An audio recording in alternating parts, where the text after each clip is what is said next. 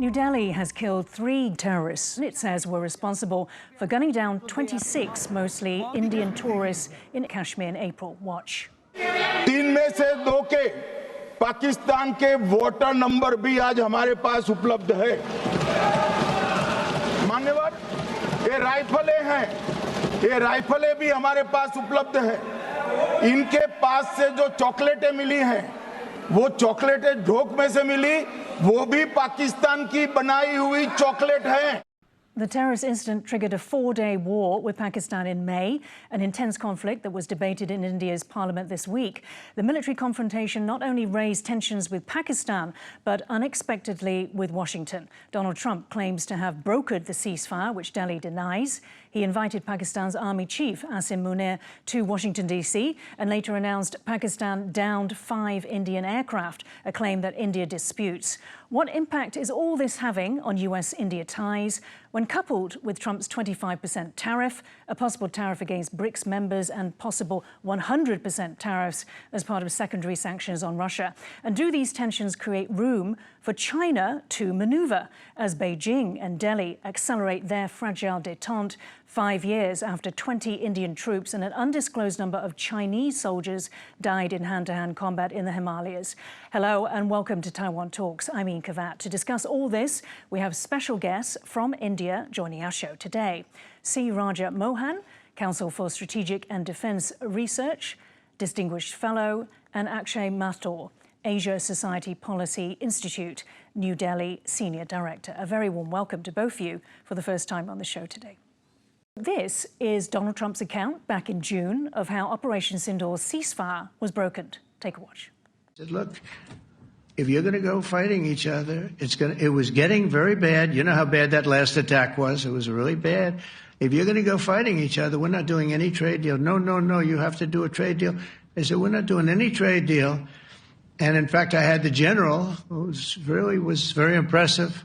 The general from Pakistan was in my office last week. You know, Prime Minister Modi is a great friend of mine. He's a great gentleman. He's a great man. And I got them to reason. I said, we're not doing a trade deal if you're going to fight. And if you're going to fight each other, we're not doing a trade deal. And you know what? They said, no, I want to do the trade deal. We stopped the nuclear war. Go ahead. Roger, let me start with you first. What does a statement like that, what impact does it have on India's bilateral ties with the US? No, I think these claims have created a lot of toxic environment in which the relationship is being conducted. For nearly 25 years, I mean, the relationship has been on a continuous upward trajectory. And a lot of effort went into building mutual trust, bipartisan. Successive administrations from the last years of Clinton, then we had Bush, then we had Obama, then we had Trump. Even Trump, the first term was very, very different from the second term, and then President Biden. So I think the way, the personal style of Trump, the last time around when he was president, he used to daily attack Pakistan, saying Pakistan is playing both sides of the street. I think in terms of the claims he's made, look, I think he himself was not directly involved.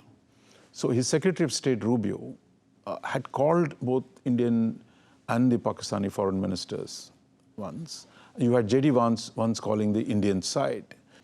In fact, our minister was saying in the parliament yesterday that actually what India told the American interlocutors was, if we want to have a ceasefire, you must tell the Pakistani military to call the Indian military. So that's how the ceasefire actually occurred. The Director General Military Operations in Pakistan called his Indian counterpart and said, look, we want a ceasefire. And that's how the ceasefire was I heard enforced. that he even said more than that. He actually pleaded for relief from the Indian barrage. Yeah, India really hammered using a whole range of missiles, including BrahMos. I think that had a big effect on Pakistan. So in the end, this was really where Pakistan telling India, look, let's stop now. Yeah, so it certainly wasn't trade pressure from the US. That is a complete, see, at least in the first case, Americans were involved. They did make the phone calls. But this idea of saying, I told them no trade deal, no peace, that was completely his imagination. And what do you make, Raja, of this outreach to Munir, you know, seemed to be bypassing the civilian government, Islamabad? Oh, yeah. I think the problem is, even when the Americans talked about democracy, they always dealt with the military. But I think what is interesting this time is, for 4 years, Biden administration did not even once reach out to Pakistani Prime Minister or the Pakistani military. Pulled out of Afghanistan and say, look, we're not going to have much to do with Pakistan. And before that, as I mentioned, in Trump's 4 years, there again, the relationship was very frozen. But this time around, I mean, I think Trump seemed to have taken a fancy to the Pakistani general. And tell me, you know, I believe that the concerns from India are very deep-seated. They date back to the Cold War, when effectively the US had that Pakistan military engagement. It basically... No, you see, as recently, if you go back to 9/11, 2001, between 2001 and 2000, when Trump was the president, 2018 or so, when Pakistan got almost $40 billion worth of, assistance, both military and civilian. And you used to remember General Musharraf. I'm not talking about the early Cold War. I mean, this is post 9/11. He was serenaded everywhere. He was treated like, he's the front line of global war on terror, so Pakistan had a key role. It did have a key role because it was next to Afghanistan. So I don't think we are seeing anything new. I mean, so this is really... But there's a renewal of something, as you said, had been dormant. No, that's what. It was dormant during the Biden administration. Right. So these guys have reconnected. But I'm not saying India is not losing its sleep because the US and Pakistan are talking to each other. No, it's not. Okay, yeah. It's not. Doesn't fear of being sidelined. No, we've seen this movie before. So I don't see. In fact, or the rise of terrorism. That is a problem, and I think the impacts on India. Yeah, so that is a problem, and I think on that, what India is saying now, Prime Minister Modi has said, look, we're going to deal with every time there's a terror attack, we're going to respond with power. So India is not complaining to the Americans, saying, look, please do something about Pakistan. This now India is saying, look, if you hit us, we're going to hit you back, and hit you back hard. So what's the link between Munir and the terrorists, or especially in Kashmir? What's the link? Look, I think for nearly 50 years, Pakistan has trained armed terrorist groups as part of state policy. So they used to operate in Afghanistan to destabilize Afghanistan. Some of them were directed at India. So this is, again, I mean, a long-standing policy of using what they call so-called strategic assets, of creating so-called militant groups, which actually are funded by Pakistani state and work as proxies for the Pakistani state. But that's been going on for years, and I think India has raised this issue internationally. Through the UN, some terrorists have been designated groups, and even the Trump administration recently, India says, look, there's a group called the Resistant Front, TRF. So the American government has just declared it a terrorist organization. Right. So it's not that Americans and we are not talking to each other. So the problem is Trump's personal style and the optics of this. For all the talk about US and Pakistan relationship, right now, we haven't seen any big deals yet. Yesterday Trump said, look, we're going to give them 19% tariff rate, and that Pakistan has offered its oil fields to US, and the US is going to designate a company to explore oil. And then he also said, maybe someday we'll sell that oil to India. So, I mean, I'd like to see them convincing Pakistan, because Pakistan is always opposed to trade with India. Right. But if we can get Pakistan to sell oil to India, welcome. Right. Let's go to the trade aspect now. So how does, actually, if I direct this to you, the combination of Trump's tariffs, Trump's 25% tariffs, so we're just showing on the screen now, a possible BRICS tariff, people have talked about 10%, and possible 100% tariffs as secondary sanctions on Russian oil. How does this impact the bilateral relationship? It's certainly a time of uncertainty. The United States is not just one of the largest trading partners, it's amongst the top 3, but also it has been one of the largest foreign investors in the country, and also the largest participant in India's capital markets. And so the impact of a tariff negotiation is not just purely on what happens to trade, it also has implications for a broader economic partnership with the United States. Keep in mind that also there are so many American companies that are based in India that are exporting from India or or in services. So what happens to the American companies that have invested in India or manufacturing in India, and then they want to export back to the United States? At the moment, they are included. They are going to get impacted. Is it possible that a call-out is made for, a special clause is made for the American companies? It's possible. Those exceptions have been made by the United States government. But at most, that can target a few companies. I mean, there are so many companies in India that are operating, and the economic integration is so deep that it'll be hard to impose such an exception, more comprehensively. I would say that actually it's really the negotiations at this point, while they have indicated 25%, but they've also hinted that it is not complete. I think that there are negotiations also on what India can do on energy and on defense. And so I think we'll have to wait and watch what transpires with the negotiations. Okay, so that's not the final tariff figure. We can also take a look at Trump's Truth Social post on Thursday, where he said, I quote, "I don't care what India does with Russia. They can take their dead economies down together for all I care. We have done very little business with India. Their tariffs are too high, among the highest in the world." So Raja had mentioned this issue of trust. Is this sort of tone, is it starting to, perhaps chip away at that trust that had been built up, as Raja had said, for decades? Trust is important, but in economics and business, contracts are equally important. And so we will have to see what kind of commercial agreements are worked out. I think that's the cornerstone of an economic partnership. The markets were down a little bit when the first news broke out, but they've recovered again already. Let's take a quick look at the tariffs for countries around India and perhaps competitive with India. These were announced by the White House on this morning here in Asia. You could see the table? Yeah. So China, to be announced, is not included in there. India at 25%, Taiwan on 20%. I think Taiwan was hoping for lower than that. Bangladesh, Sri Lanka also on 20%, so lower than India. There's also, as you had mentioned, Pakistan on 19%, and then Vietnam, Indonesia, Philippines also on 19%. How would India see that in terms of, because it seeks to be more competitive than its rivals? How is that looking so far for India? If you go purely by numbers, of course, we'd want to have a competitive number. So a 15% or a 10%, which is more aligned with what Japan and Korea have done, would be more favorable to us, no doubt.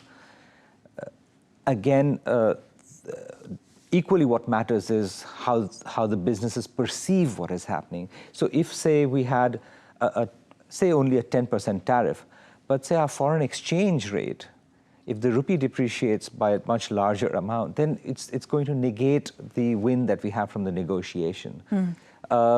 If we have a low tariff and we have a stable exchange rate, but we are not seeing foreign investments come in, then neither the tariff rate nor the exchange rate is going to be helpful. We need the foreign direct investment to come in.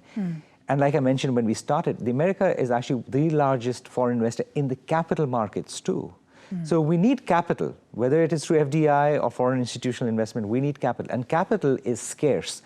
One of the messages I want to convey is capital is scarce, it's getting increasingly scarce, and in India we would welcome capital. No doubt that our trade negotiators are working to bring that down, but I think my eye is on a broader set of indicators. Right. Okay.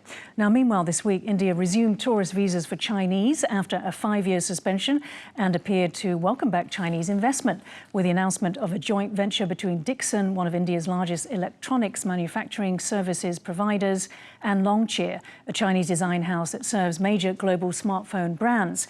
The venture will manufacture smartphones, Internet of Things, and automotive devices. These are just the latest moves as part of a thawing of relations between the two Asian powers that began in 2024. But at the end of June, China and Pakistan, with Bangladesh, began discussing a new bloc, excluding India, that could replace the SAARC, or South Asian Association for Regional Cooperation, which had been established to foster regional cooperation and economic growth. SAARC was suspended due to India-Pakistan tensions in 2017. Roger, let me ask you first. So, given Beijing is the biggest buyer of Russian oil, along with India, to what extent can we say that, the secondary sanctions, the new US tariffs, these sort of external pressures, do they bring India and China together under shared interests? Not really. In fact, while we've been discussing India's problems with the US, but our problems with China are much deeper. See, we have a, nearly 4,000-kilometer long border, which is disputed. Both sides don't agree on the length of the border. They don't agree on where the border is. And over the last decade or so, it's been intensely militarized. So there have been at least frequent crises. We had one in 2013, 2014, 2017, then another one in 2020, which you referred to. So I think the border is a tinderbox. So I don't see that problem going away. Because we are nowhere near the resolution of the dispute itself. Second, I think on the economic issue, I'm sure Akshay is going to talk more about it, but the fact is we have a massive trade deficit with China. Almost $120 billion trade, $100 billion deficit, while US we have a surplus. So there is that problem as well. And third, what Pakistan does with our neighbors, with Pakistan, Bangladesh, Sri Lanka, is a continuous undermining of India's position in the region. So to sort out these three structural issues is not going to be possible. I don't see answers for them anytime in the near future. Right. But on the question of Chinese investments, that's something I'm sure. Yeah. So basically that the underlying rivalry and conflict is still very prevalent. And, the Chinese say, the distant power and the near power. The near power poses more problems because they're sitting on our territory. Right, yes. America is not. So we have a trade dispute with the US, but not a territorial dispute, not a dispute over sovereignty, while the challenges with China are far more deeper and affect us much more directly. Right. And actually, how significant is that joint venture? Is this something that's quite exciting, sort of commercially? I think it's an indicator of maybe thawing economic relations. Of course, on the details, I did notice the more details are yet to come out, but the Indian venture has the majority stake so far, and the Chinese have come in as a minority stakeholder. 74%. 74% to... so I think it's certainly an indicator. And it is not uncommon for the Indian private enterprise to demand a deeper economic relationship with China. The US has such a deep relationship with China. Taiwan has deep relationships with China. So I think it was somewhat unnatural that we had our economic relationship with China had stalled. I think this is some correction. It's coming back to its natural state. It needs to reach a certain equilibrium where an economic relationship can be maintained despite some of the political and geopolitical issues that constrain the relationship. I would say that our eyes will be on foreign investment screening and economic security. Of course, there are certain sensitive sectors, there are certain critical sectors, and I do not see Chinese investments coming into those critical sectors just yet, but at least in these sectors, I think that's an opening that we can start to build on. Okay. And Roger, we mentioned SAARC.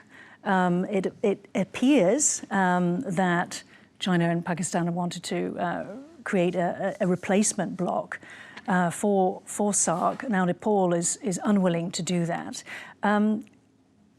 With all of this, is China genuine about the rapprochement with India, or is it mostly focused on the commercial benefits? No, it's not either or. So what we have with India is really, after 5 years of intense conflict or tension, that we barely started talking to each other. So it's slight relaxation of tensions. But as I said, the issues that divide us are so deep, they have to be managed. So that's one. But China has always had a very good relationship with Pakistan. They call themselves Iron Brothers. It's higher than the Himalayas, deeper than the Indian Ocean. That's right. So it's a 70-year-old relationship. And where in the past, China had supplied nuclear weapons to Pakistan. China had supplied missiles to Pakistan. And in the Op Sindoor, we've known that they've also were giving them information in the middle of the battle, intelligence. Possibly satellite. And the co-production of fighter aircraft. Yeah. There is shipbuilding, Chinese shipbuilding in Pakistan. So it's a very intense relationship. For many of us in India, I mean, I think we have a two-front situation between Pakistan and China. Their collaboration has always been a threat. So I don't think Chinese are going to tell us, look, I've opened a little dialogue with you, therefore I'm going to stop my relationship with Pakistan. So that's going to be part of the challenge. Or stop trying to exclude you. I mean, this is exclude. It's not just we maintain our relationship with Pakistan, but we want to form blocs in order to exclude you. They already have a bloc. I mean, if you see China's best allies, in the region, I mean, one is North Korea, one is Pakistan, where the intensity of the relationship has been so deep. So that's not new for us, but that's a reality we live with all the time, and we had to. For example, you wouldn't have the terror coming from Pakistan if Pakistan had not had nuclear weapons provided by China. So in some ways, China is the source that protects Pakistan, uses Pakistan as a proxy to balance India. So to form a new bloc, like if they form a regional bloc saying, look, we want to do trade and cooperation, it really doesn't add very much to already what they do, if you want to say the damage they do to us through that relationship. So it doesn't change the picture at all. Yeah. Right.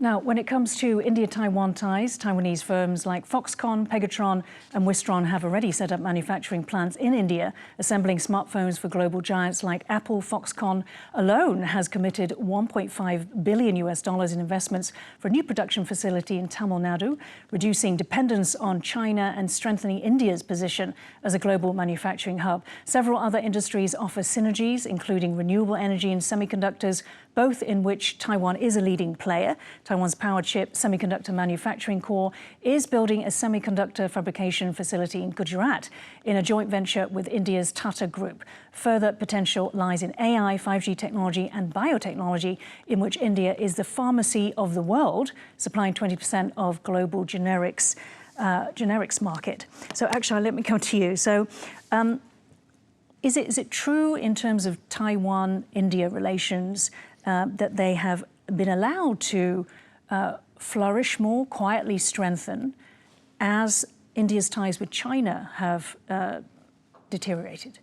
The reason why I ask is because previously analysts have said to us that India never wanted to openly provoke China. It still doesn't really want to do that. But when after Galwan, after a series of clashes, fatal clashes, it took a different approach. I would say that India has an aspirational power too. It has certain standards, certain gold standards of what it aspires to be. It looks towards Taiwan and sees what it has done with semiconductors. It sees the trajectory it has had from over the last 25, 30 years. The big companies coming into India provide that marker, that goal, that aspiration. So I think these are really standard bearers for foreign investment in India. I think the next challenge that we have in India is we have currently 250 Taiwanese businesses that are operating in India. And there are 50,000 Taiwanese businesses in China.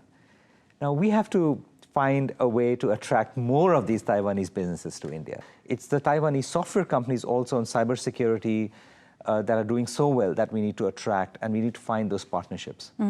Also, China is building the, quote, project of the century, the world's biggest hydropower dam in Tibet at a cost of $167 billion, more than 4 times the cost of the world's largest dam, China's Three Gorges Dam. This is Chinese Premier Li Qiang breaking ground near Ningxi along the Yalong-Tsangpo River. It will set a record output of 70 megawatts, which satisfies the power needs of Poland and is 3 times the output of Three Gorges Dam. The new mega dam is expected to have 5 cascade hydropower stations along the river as it drops 2 kilometres over 50 kilometres on a U-shaped bend. Both Bangladesh and India have expressed concerns to China, fearing that the dam might disrupt water flow downstream.